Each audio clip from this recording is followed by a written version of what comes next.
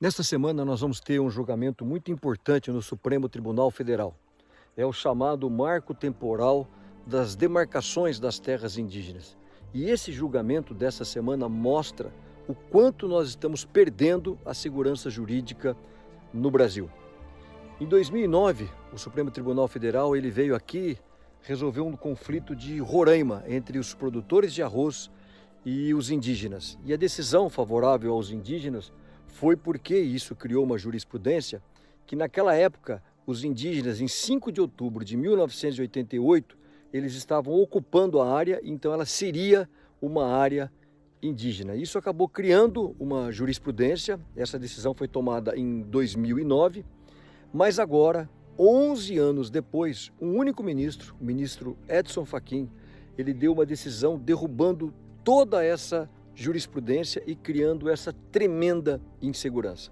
Por isso, nessa semana, novamente o Supremo vai se reunir para julgar aquilo que eles julgaram há 11 anos, para ver se aquilo foi certo ou se foi errado.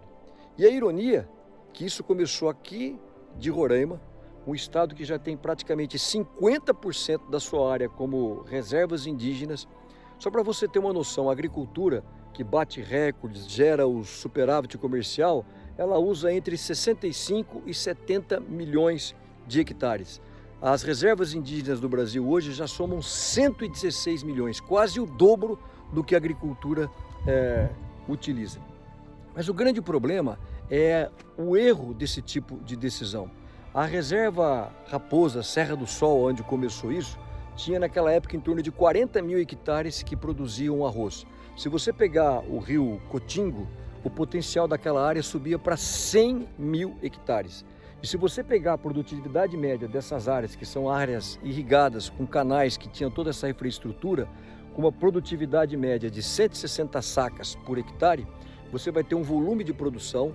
E se você dividir esse volume de produção pelo consumo médio, 36, 37 quilos per capita no Brasil, isso daria para alimentar mais do que 12 milhões de brasileiros. E se você vai levar em conta que áreas como essa aqui de Roraima, você pode fazer 2 safras por ano, você poderia alimentar em torno de 25 milhões de brasileiros por ano com arroz. Isso é como se você alimentasse toda a população da Austrália por ano através da cultura do arroz.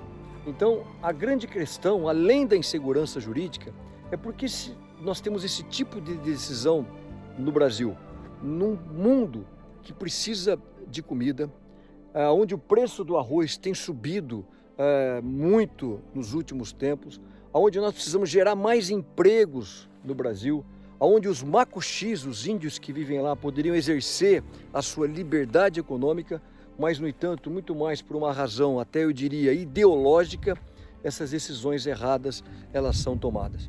Por isso, me permita dizer que a razão do atraso econômico do Brasil, ela não é uma obra do acaso, mas ela é fruto de decisões erradas, equivocadas, como essa do Supremo Tribunal Federal.